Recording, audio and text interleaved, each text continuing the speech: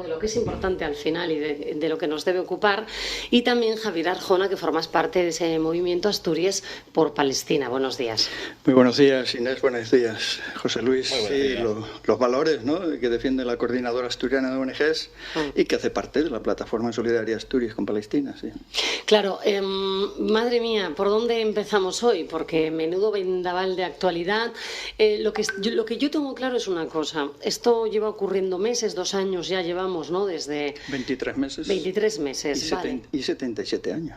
Y 77 años, claro, desde que se recrudece en esta última ola, por llamarlo de alguna manera, casi 2 años. Se está poniendo ahora mucho, fíjate, yo creo que el foco en que si la vuelta a España, que si debería. Yo creo que estamos perdiendo un poco el foco en lo que realmente es importante. Al fin, o sea, detrás de todo, yo creo que se nos ha ido un poquito el foco. Sí, esta flotilla de la cual vamos a hablar, ¿no?, y ya hemos hablado aquí en la radio es mía, pero que sigue su curso rumbo a Gaza, cuando tuvo una asamblea, porque esto fue así como muy espontáneo y en 2 meses pues fueron muchos barcos los que consiguieron, de diferente tamaño, dicen, unos veleros, otros a punto de fenecer, quiero decir que había de todo, ¿no?, y por eso están teniendo algunas dificultades técnicas. Pero fíjate que el día 30 de agosto, cuando hubo una última asamblea en Barcelona, y nosotros aquí, en el puerto deportivo de Gijón, los acompañamos con una hermosa actividad. Eso se hizo en la sede de la UGT de Barcelona. Y el secretario de la UGT de Barcelona les recordó, cuando recibió a aquella gente de 40 y tantos países, que aquel mismo lugar se había preparado, había sido la sede preparatoria de la llamada Olimpiada Popular. ¿Qué es eso de la Olimpiada Popular? Pues una alternativa deportiva que se hizo en el año 36 cuando quien gobernaba en Alemania, el señor Hitler, ¿no?, y estaba haciendo propaganda enorme del sionismo, del nazismo en aquel momento con las Olimpiadas. O sea que hay un antecedente ahí de hace bastantes años. La Olimpiada Popular no se pudo hacer porque aquí tuvimos un golpe de Estado, ¿no?, inmediatamente el 18 de julio y eso se frustró. Pero ahí hay un antecedente. Efectivamente, no se puede perder de vista lo principal. Y lo principal es que ayer, mientras estaban ocurriendo todos hechos de culminación de etapas, ¿no?, porque era la última, ya habían pasado por Asturias, ya teníamos las experiencias de Bilbao, de Galicia, de muchos sitios, o sea que había tiempo de haber resuelto ese tema. Al mismo tiempo estaban asesinando a 62 personas palestinas. Entonces pongamos en la balanza, ¿no? Claro, yo es un poco lo que digo. Fíjate que hoy el tema que llevamos es que creo que hemos perdido un poquito el foco con lo que de verdad importa, en el sentido en el que yo tengo claro que cualquier persona que ahora mismo esté escuchando este programa, que esté viendo la información día a día de lo que ocurre en Palestina, me da igual a qué partido político vote, estoy segura de que condena esos actos. Sin embargo, tengo la sensación de que como ahora la política lo invade todo, y si vistes de tal manera eres de derechas, si te gusta esta música eres de izquierdas, incluso en cosas en las que todos estaríamos de acuerdo. Exacto. Ya no se puede estar de acuerdo, porque entonces ya no eres del partido al que sigues, ¿no? Creo que hay que volver a poner el foco en lo importante. Claro, poner que no nos politicen todas las decisiones, ¿no? O matices partidarios políticos en medio de este exterminio de un pueblo es una barbaridad. Incluso el cómo se denomina, fíjate, el cómo se denomina a esta barbarie es motivo ahora de enfrentamiento político. Te quiero preguntar, y me estoy refiriendo, cómo no, a esas declaraciones la semana pasada del alcalde de Madrid, de Almeida. Negando el genocidio. Bueno, vamos a recordarlas, José. Para mí no hay un genocidio en Gaza. No me gusta lo que estoy viendo, pero no hay un genocidio. ¿Y sabe por qué pienso que no hay un genocidio? Porque el genocidio fue el del pueblo judío durante la Segunda Guerra Mundial. Claro, yo tengo la sensación de que ya es como que nos volvemos a perder el foco con lo que está ocurriendo, con la barbaridad, y nos peleamos incluso por si lo llamamos genocidio o no. Claro, esto tiene 2 matices, Javier. Uno, el informe de más de 3.000 páginas de Amnistía Internacional, incluso el director de Derechos Humanos de la ONU, insistiendo en por qué es un genocidio, y me gustaría preguntarte un poquito sobre estas razones y por qué la importancia de que sea o no catalogado como genocidio. Sí, y quién lo puede hacer, ¿no? Como tú estás diciendo, efectivamente. Lo sí, puede hacer. Esto de para mí no es un genocidio, eso pues es, ya, sí, no sé, usted que sea gobernador. ¿Quién es el señor alcalde de Madrid para decir esto es genocidio o no lo es, ¿no? No, está el informe de Amnistía, pero antes están ya los informes de las Cortes Penales Internacionales, de las dos, ¿no? Claro. Que no determinan genocidio, pero dice, parece que lo va a ver, que lo está viendo, y sobre todo, pongan cuidado los gobiernos para que esto no ocurra. Hay una orden que no se está cumpliendo. Paren lo que está ocurriendo, llámese como se llame. Y está de forma los informes de las relatoras de Naciones Unidas, particularmente la de Derechos Humanos y particularmente la que tiene la obligación de hacer seguimiento de los territorios palestinos ocupados, que es la señora Francesca Albanese, cuyos informes son rotundos. El último habla, y lo comentamos aquí un día, de la importancia que tiene quienes se lucran del genocidio, ¿no? La economía del genocidio. Por ese informe a esta señora le han caído sanciones de Estados Unidos y de Israel, pero particularmente de Estados Unidos. ¿Cómo es posible que una señora que es funcionaria de Naciones Unidas, aunque no cobre un euro, ¿no? Porque estas relatoras no cobran, cómo es posible que la ataquen, que la sancionen, que no la permitan ir a Nueva York, a la sede de Naciones Unidas? Eso es lo que está ocurriendo. Y lo mismo resulta que está ocurriendo con todos los juristas de una coalición de juristas que se llama así, del genocidio, ¿no? De esa convención del genocidio que estableció Naciones Unidas y que esta semana pasada han determinado que hay genocidio en Palestina. Ahí estaban personas expertas, catedráticas de algunas de nuestras universidades españolas que están diciendo que han llegado a esa conclusión y les preguntan, ¿y por qué han tardado tanto? Bueno, primero porque somos lentas, ¿no? Las instituciones, y segunda porque nos están amenazando a cada una de estas catedráticas desde el sionismo y desde Estados Unidos, si toman una posición, que es la que han tomado finalmente, ¿no? Determinan que hay genocidio ahí. La palabra que implica... Claro, ¿qué implica el catalogar, ¿no?, estos crímenes como genocidio? Claro, implica que hay que tomar medidas. Que hay que tomar medidas a quien está cometiendo ese genocidio. Y el primero de todos es pararlo. Y eso ya lo está diciendo hace más de un año las dos Cortes Penales Internacionales de La Haya. Las dos están diciendo, paren el genocidio. Es una orden que tienen que cumplir los gobiernos, todos. Y los europeos también. Recordemos que Alemania es el segundo país después de Estados Unidos que está poniendo armas para lo que está ocurriendo cada día allá en Palestina. De esto te quiero preguntar porque si, volvemos a la Vuelta Ciclista, Perico Delgado, que estaba como comentarista, ¿no?, y que tuvo una reacción muy dura, obvio, contra lo que él estaba viendo, lanzó un tuit en el cual, digamos que acusa al gobierno español de ese doble rasero, por un lado ahora de ser, decía él, como un poco la Dalí de estas protestas pro-palestinas, y que sin embargo, decía, el gobierno español lleva años vendiéndole armas a Israel, ¿no? Acusaba al gobierno de este doble rasero. Sí, España, como se sabe, tiene una posición más avanzada que algunos países europeos, pero no todo lo que debiera. Entonces, las medidas que el Consejo de Ministros tomó los días anteriores se consideran un avance considerable, pero ahora hay que ponerlas en práctica. Es decir, es un decreto del Consejo de Ministros, pero que se corresponde con la realidad, y las personas expertas que hacen seguimiento de estos temas consideran que una parte considerable, que es romper relaciones con el Estado sionista de Israel, no se ha tomado esa decisión. O sea, hay mucho más que avanzar. Claro, romper muchos acuerdos comerciales. Claro, hay que romperlo, porque eso determina, lo está diciendo la Corte Penal Internacional.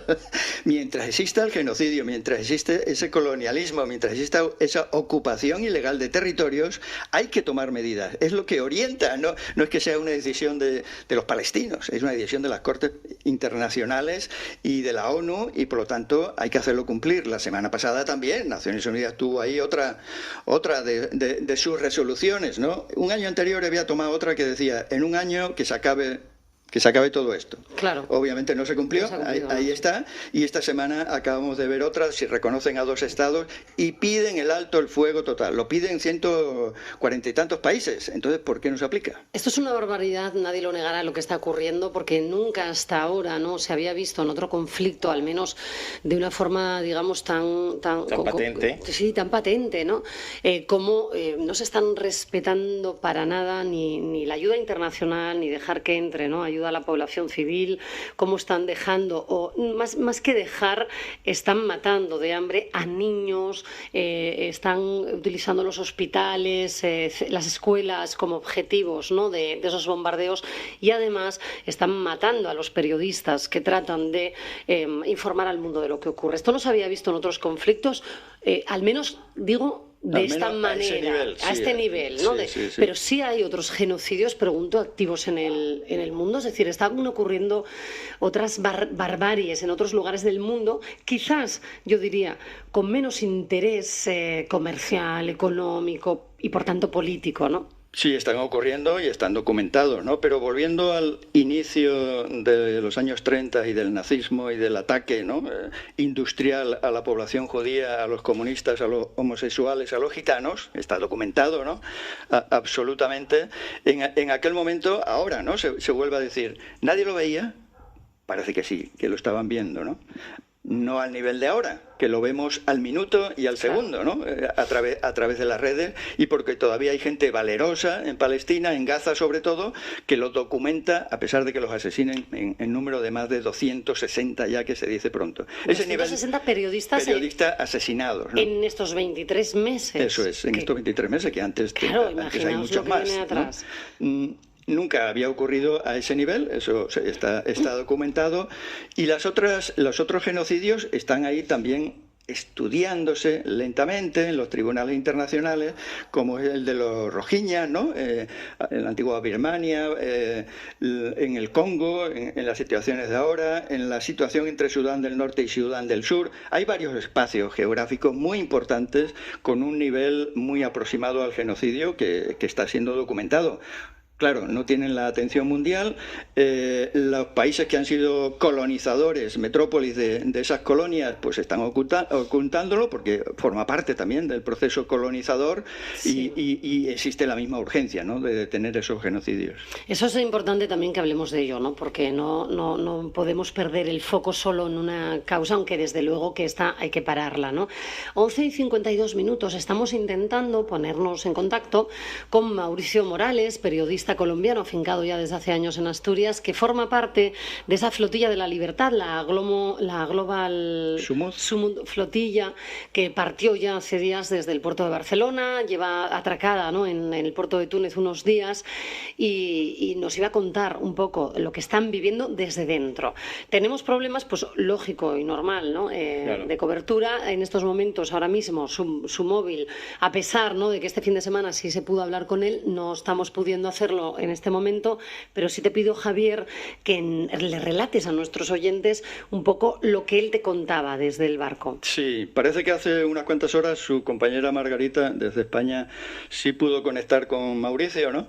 Pero he sabido, y lo cuentan hoy en algunas crónicas, por ejemplo, él mismo escribe en el Salto Diario hoy una crónica sobre esto, que salieron ayer de nuevo de Túnez, después de muchas dificultades técnicas, de que 2 drones hubieran atacado a 2 de los barquitos, ¿no?, produciendo pequeños incendios que fueron afortunadamente apagados, pero hubo que reparar esa situación y, bueno, reconfirmando el número de barcos, que es muy grande, demasiado grande tal vez para la capacidad operativa, organizativa de esta flotilla. Pero ayer salieron buena parte de estos barcos, según reportan, de ese puerto, y se van a juntar en el Mediterráneo con otros barcos que han partido del sur de Italia, no sé si de Catania o de por ahí, pero del sur de Italia han salido otros barcos, con lo cual la flotilla se refuerza y va rumbo a Gaza. Va aproximadamente, según reportan ellas y ellos, con 15 días de retraso sobre lo previsto por todo esto, ¿no? Sabemos, y lo dijimos aquí, que habían vuelto al puerto de Barcelona, ¿no? Sí. Por el tiempo por y todo lo demás. Son dificultades varias, pero ahí van, cargados de ayuda humanitaria y también, como ha dicho alguna de ellas, la joven sueca Greta Thunberg, también de presión a nuestros gobiernos para que se den cuenta que eso deberían estar haciéndolo los gobiernos del mundo. Pues entonces vuelvo un poco a lo que, fíjate, ocurrió este fin de semana, ayer mismo, ¿no?, en la vuelta. ¿Crees que estas manifestaciones, crees que esta presión que se ejerce, pues como bien dices, desde esta histórica, ¿no?, flotilla, a lo que ocurrió en la vuelta y en otros lugares, debe continuar? Es decir, yo tengo una cosa clara, esta protesta en la vuelta sí que ha conseguido, ¿no?, tener una repercusión repercusión internacional. Ahora, me pregunto si esa repercusión internacional va a servir de algo, porque entonces sí habrá tenido sentido, ¿no? Va a servir y va a servir de mucho. Esto, que nadie se olvide, entra dentro del BDS, boicot, sanciones y desinversiones al Estado de Israel, tal como ocurrió con Sudáfrica. Y lo de Sudáfrica duró más de 300 años, que no se olvide, pero se consiguió darle la vuelta. A través de esa campaña. En esta campaña deportiva pues hay un equipo de ajedrez que venía al País Vasco, ya no viene, ¿no? de Israel. Va a haber controversias en otro equipo de básquet que parece que quiere intervenir en alguna de las ligas. El mundo deportivo y el mundo cultural y el mundo económico, desde luego, no está exento de esta obligación que determinan, insisto por cuarta vez, los tribunales internacionales. Obligación, no orientación, de hacer boicot mientras siga ocurriendo el genocidio, la ocupación ilegal, el apartheid, la limpieza étnica que vemos a cada minuto. Pero mira, no todos, tú lo sabes mejor que nadie, no todos están por la labor. Yo, en otro tema que no tiene que ver con la vuelta ciclística, sino con Eurovisión, que también está presente ahí Israel. Fíjate, hay países que ya dicen que si se excluye a Israel de Eurovisión, ellos también se van. Países como Alemania, Italia, Suiza, Austria, San Marino, Noruega y Dinamarca. Por el contrario, hay países que dicen que si Israel sigue en Eurovisión, son ellos los que se van, como Islandia, Eslovenia, Bélgica, Portugal, Países Bajos, Irlanda, Suecia, Bélgica y España. Era lo que te iba a preguntar. España ya se ha pronunciado también con este. No es oficial, pero hay una primera carta en la que se comunica que en caso de que no verían bien la participación. Todavía ya lo había dicho Radio Televisión Española, pero eso, le falta un poquito más de empuje, y en todo caso hay que volver a preguntarse, ¿qué pasa? ¿Que Israel pertenece a Europa para que esté en Eurovisión? Bueno, o sea, al parecer el que la financia prácticamente. Sí, aparte de eso, el principal patrocinador de Eurovisión es Morocconail, cuya sede está en Israel, y aparte de eso, bueno, realmente Eurovisión. Pues intereses al final lo de siempre, ¿no? Comerciales. Yo solamente pido en este tema, por favor, que no perdamos el foco de que da igual que se esté produciendo en Palestina, da igual que se esté produciendo en Etiopía, da igual que se esté produciendo en Sudáfrica en su día. Más allá de las cuestiones políticas, por favor, no perdamos la humanidad, que no nos polaricen tampoco en lo que de verdad importa, ¿no? Eso es. Y en ese sentido, mañana hay otra concentración en Siero, a las 7:30 delante del Ayuntamiento. La exposición que acabó el viernes en Noreña empieza mañana en Lena, ¿no? En Chena, en el municipio. ¿Exposición de qué? De artistas asturianos con el pueblo palestino, así se llama, ¿no? De varias composiciones artísticas. El día 27 aquí en Oviedo se va a intentar leer pues la 10ª parte de los nombres de los 19.000 niñas y niños asesinados aquí en la Plaza de la Catedral. Eso va a durar muchas horas también, ¿no? Y el 5 de octubre ya está convocada una movilización a las 12:30 saliendo del Humedal de Sisión. Pues esas son todas las citas importantes. No perdamos el foco. Por favor, Javier Arjona, gracias de verdad por visitarnos, y seguiremos, bueno, pues hablando de lo que de verdad importa, ¿no? De la humanidad y, desde luego, del derecho del pueblo palestino a pervivir. Gracias por la visita. Seguimos.